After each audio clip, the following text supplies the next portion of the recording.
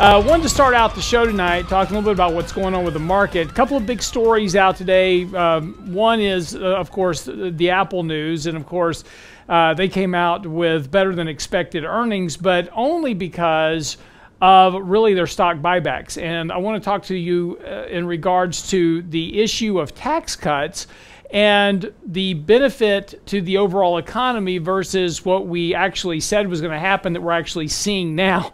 So we'll talk about that tonight, but also the Federal Reserve, big story today. And what the Federal Reserve said was basically, hey, pay attention, there's stagflation coming.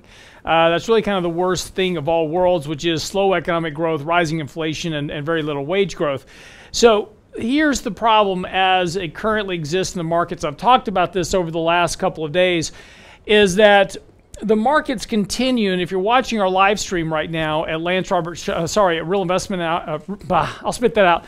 If you're watching our live stream either at realinvestmentadvice.com or on our Facebook page at facebook.com/realinvestmentadvice, see, I will get it out eventually. You can actually look at the charts that we're talking about here. I'd always encourage you, even after the show, if you're not able to watch the stream right now, come back and look at our show online as well. We keep these things posted for you every day, so you can actually look at these charts and see what we're talking about.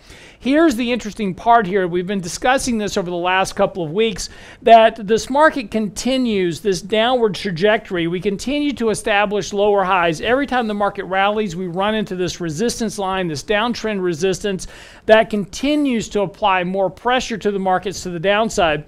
But at the same time, the markets continue to run along the support line right along the 200-day moving average. Now, what that's doing is that's compressing this trading range in prices. In other words, prices are getting squished between the top of their trading range, which has been the 50-day moving average, and the bottom, which has been the 200. Well, with the 50-day average falling, this is pressing that trading range more and more together. So in other words, the movement in prices up and down is becoming less and less on a daily basis. So the good news is that volatility, after these big moves earlier last month, we were watching markets move 300 and 400 points a day. We're now back to a more normal trading range where stocks are moving up and down 100, 150 points a day on the Dow, 10, 15, 20 points on the S&P, much more tolerable for investors. But the problem here is this compression of prices is like a spring, and we're like coiling that spring up very tightly. And if you let go of it, it's going to spring out one direction or the other. And as I talked about yesterday on the show, when we break out of this consolidation, if it's to the upside, we're going to make a move towards old highs. If it's to the downside, we're going to make a move back towards 2,400, 2,450 on the S&P. What that means is there's a lot less upside right now than there is downside risk. That's the real issue here. Your risk reward currently really isn't balanced to take a lot of risk right now. So the best thing to do is hold some extra cash, as we've been talking about, using this rally back over here. We recommended raising cash. We recommended raising cash again here. And this has continued to pay off by raising cash levels in portfolios, which reduces volatility risk. It also reduces capital risk.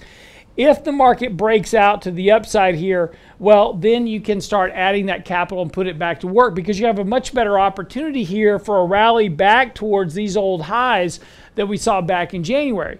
So that's a fairly decent opportunity from a trading perspective.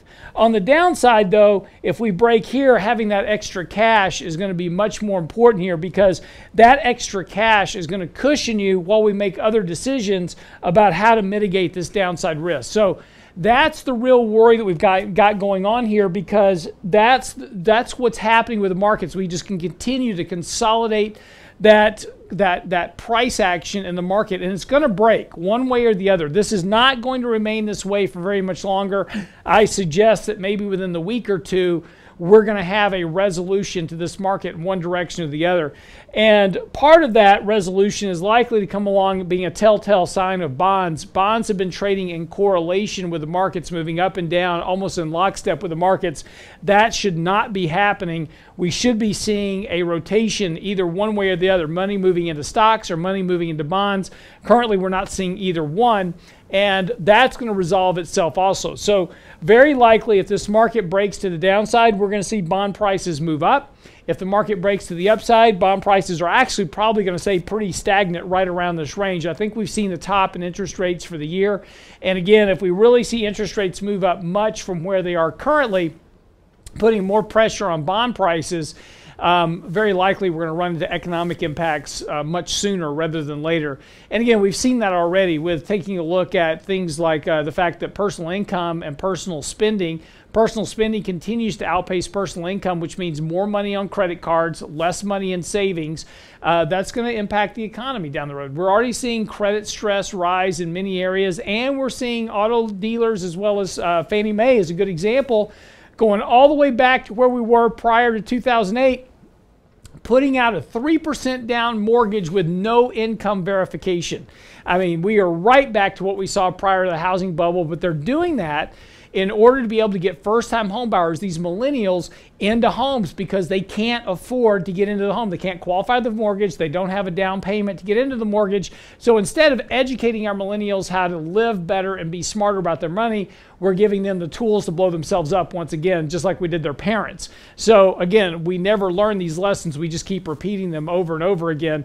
But interest rates are really going to be the telltale sign for what happens next in the economy. And that's really what you want to be paying attention to, because interest rates affect literally everything economically. What you borrow, how you borrow, when you pay it back, how much you pay it back. And of course, when you're talking about debt payments and debt service, that's a direct impact on the amount of disposable income you have. You match rising interest rates with rising oil prices, and throughout history, every single time there has been a recession when both interest rates and oil prices go up at the same time. Why? It's a very simple solution.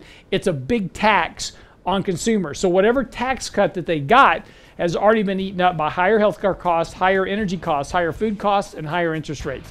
That's the problem that leads to consumption. Consumption, 70% of the economy. So this is all worth paying very close attention to.